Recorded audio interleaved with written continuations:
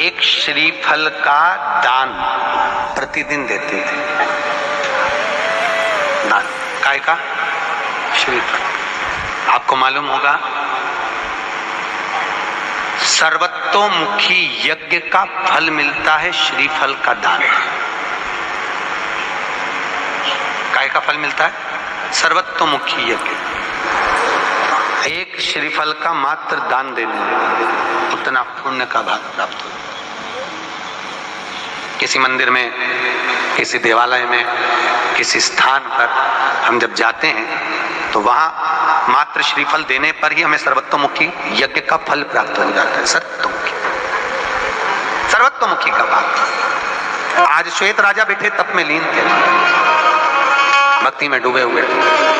समय आया, भगवान की भक्ति में डूबे हुए राजा श्वेत शंकर के मंदिर में स्कंद भगवान के स्मरण में डूबे हुए थे। समय आया, एक बार उनको अंतिम समय था, यमराज बंदी बनाने के लिए आया, ले जाने के लिए आतुर हुआ, पर भगवान स्कंद की भक्ति और शिव की भक्ति में डूबे थे, इसलिए राजा धर्मराज भी दरवाजे पर आकर पत्थर का रूप धारण कर खड़े हो गए, भीतर प्रवेश नहीं कर रहे।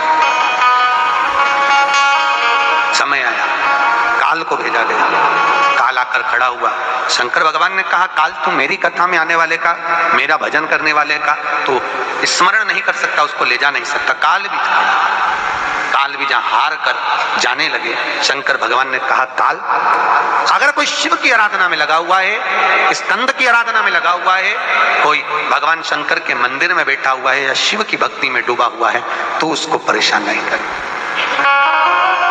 तो उसका हरण नहीं करे। काल वहां से लौट गया। राजा श्वेत ने काल को भी जीत लिया था।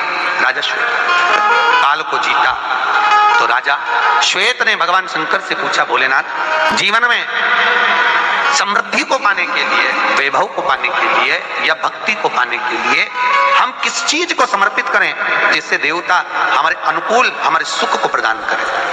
भगवान श्वेत ने काल तिल का वर्णन किया। काल तिल जानते होंगे, काली तिल्ली जिसको बोला जाता है। यज्ञ में 3 चीजों की मूलता रहती है, एक चावल, काली तिल्ली और जौ। ये तीनों का क्रम अलग अलग आता है। काली तिल का यज्ञ भाग में दे देने पर, यज्ञ में अपन जो काली तिल्ली डालते हैं, इससे घर परिवार में जितने लोग रहते हैं उनकी आयु में वृद्धि होती है। ठीक है। अब छत अगर यज्ञ में दिया जाता है तो हमारे पूर्वजों के लिए, हमारे पितरों के लिए लक्ष्मी की वृद्धि कराता है और पितरों को तारता है। जौ का बड़ा महत्व है। आप लोग देखे होंगे दाना, जौ का 3 जगह पर दान है। जौ का दान कितनी जगह पर है? 3 जगह पर। एक, ब्रजमंडल में कहीं घूमने के लिए जाएं, कहां पर? ब्रजमंडल में कहीं जाएं तो थोड़ी सी जौ जरूर लेकर जाएं, उसको पटक देने पर हमारे घर में कभी संपदा की कमी नहीं आती। एक जौ ब्रजमंडल में। जौ का भाग दूसरे नंबर पर जाता है गंगोत्री। कहां पर? गंगोत्री। गंगोत्री में अगर जौ का दान दे दिया जाए तो घर में किसी की अकाल मौत नहीं होती। याद रखना, किसी का अटैक, शुगर, कोई बड़ी बीमारी आदि कोई भी बड़ी बीमारी किसी को नहीं होती अगर जौ गंगोत्री में छोड़ी जाए। तीसरा जौ का दान होता है नैमिषारण्य। कहां पर? नैमिषारण्य।